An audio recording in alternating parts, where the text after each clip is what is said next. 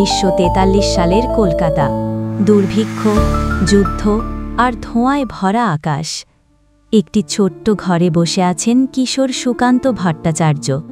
শরীর জ্বরে কাঁপছে, কিন্তু চোখে অদম্য জেদ।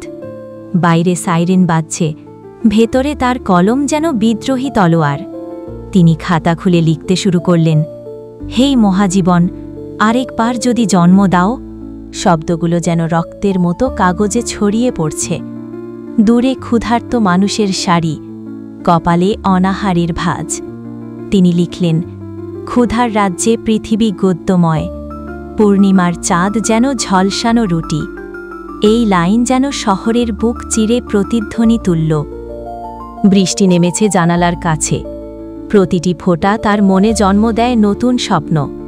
আমি শুধু কবি নই, তিনি ফিসফিস করে বললেন, আমি মানুষের কণ্ঠস্বর। কলম থামল না।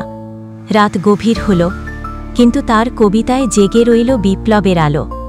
যেদিন তিনি শেষবার কাগজে হাত রাখলেন, তখনই ইতিহাসে লেখা হলো এক কিশোরের নাম, সুকান্ত ভট্টাচার্য, যিনি কবিতায় ক্ষুধার্ত পৃথিবীর জন্য লড়াই করেছিলেন।